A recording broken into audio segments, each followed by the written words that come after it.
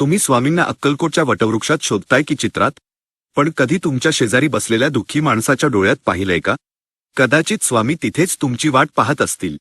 हे नवे पर्व केवळ तासनतास मंत्रजप करण्याचं नाही, तर एखाद्याचं अश्रू पुसण्याचं आहे. आपण खूप पूजा अर्चा करतो, पण घराबाहेर पडल्यावर जर आपण एखाद्या गरीब माणसाचा किंवा प्राण्याचा तिरस्कार करत असू, तर ती आपली भक्ती खरी नाही. नवे पर्व आपल्याला शिकवतं की प्रत्येक जीवामध्ये स्वामींचा वास आहे. तुम्ही जेव्हा कोणाला मनापासून मदत करता, तेव्हा स्वामी तुमच्यावर जास्त प्रसन्न होतात.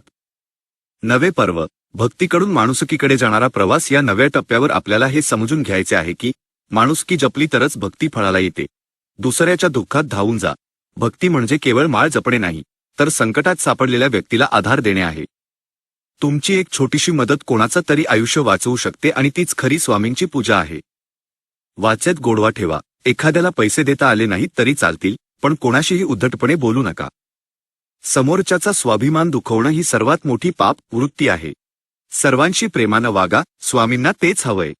मुक्या प्राण्यांवर दया करा. स्वामींना निसर्ग आणि प्राणी अत्यंत प्रिय होते. तुमच्या घरासमोर आलेल्या भुकेल्या प्राण्याला घाणेरडं म्हणून हाकलू नका. त्याला दिलेला एक घास थेट स्वामींपर्यंत पोहोचतो. निस्वार्थ सेवा. कोणतीही अपेक्षा न ठेवता कोणासाठी तरी काहीतरी करा. जेव्हा तुम्ही जगाचं भलं करण्याचा विचार करता, तेव्हा स्वामी तुमच्या भल्याची जबाबदारी आपोआप घेतात. चला, आज या नव्या पर्वात आपण केवळ भक्त न होता एक चांगला माणूस बनण्याचा प्रयत्न करूया. आपल्या वागण्यातून स्वामींचं रूप जगाला दिसू द्या. माणुसकी हाच खरा धर्म आणि हीच खरी स्वामी सेवा आहे. आज तुम्ही कोणाच्या चेहऱ्यावर हसू फुलवणार आहात? कमेंटमध्ये "मी स्वामींचा दास आहे" असं लिहा, आणि आज किमान एका व्यक्तीला मदत करण्याचा संकल्प करा.